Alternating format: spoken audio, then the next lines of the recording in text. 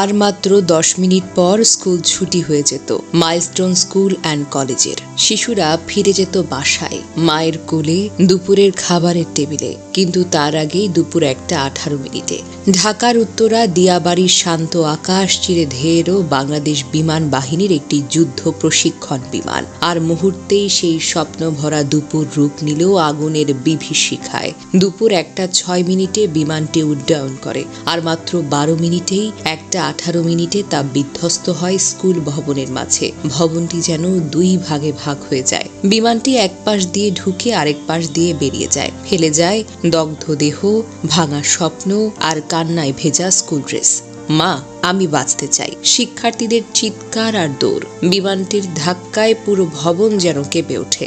ধোঁয়ায় ঢেকে যায় চারিদিক। শিশুরা ভয়ে ভয়ে কাঁদতে কাঁদতে ক্লাসরুম ছেড়ে দৌড়ায়। কেউ মাঠে যায়, কেউ সিঁড়ি খুঁজে পায় না। অনেকেই তখনও বুঝতে পারছিল না কি হয়েছে, শুধু জানে এটা কোনো স্বাভাবিক দিন নয়। এই দিনটা চিরতরে বদলে দেবে তাদের স্কুল জীবনের সংজ্ঞা। সরেজমিনে প্রত্যক্ষদর্শীদের বর্ণনা অনুযায়ী বিমানটি পশ্চিমমুখী দোতলা হায়দার আলী ভবনের প্রধান ফটকে সরাসরি আঘাত করে। ভবনটির মাঝখানে অবস্থিত প্রধান ফটক এবং দোতলায় ওঠার সিঁড়ির নিচে স্টাফদের কক্ষ ছিল। বিমানটির ফটক ভেঙে ভবনের এক পাশ দিয়ে প্রবেশ করে এবং অন্য পাশ দিয়ে বেরিয়ে যায়, যার ফলে ভবনটি এফোর হয়ে যায়। দুর্ঘটনার পরপরই বিমানটিতে আগুন ধরে যায় এবং কালো ধোঁয়ায় চারিদিক ছড়িয়ে পড়ে, যা ক্যাম্পাসে একরকম আতঙ্কের সৃষ্টি করে। প্রত্যক্ষদর্শী শিক্ষার্থীদের বয়ান অনুযায়ী প্রধান ফটকের কাছে সবসময় স্কুলের স্টাফরা উপস্থিত থাকতেন।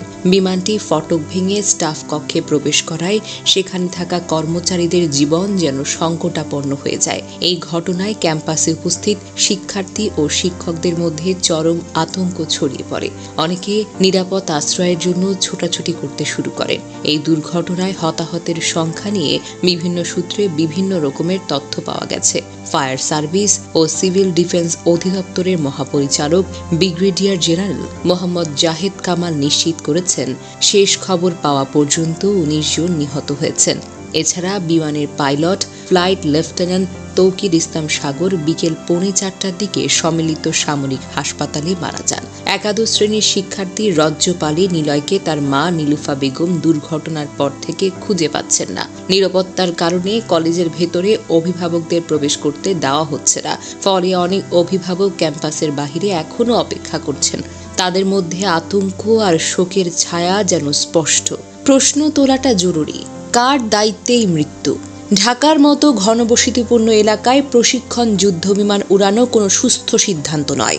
এটা একটা বিচ্ছিন্ন দুর্ঘটনা নয়, এটা ছিল পূর্ব পরিকল্পহীনতা, অবহেলা আর অপেশাদার সিদ্ধান্তের ফল। এই ভুলের দায়টা নিতে হবে, নইলে এই শহরের প্রতিটি আকাশ হবে আতঙ্কের ছায়া।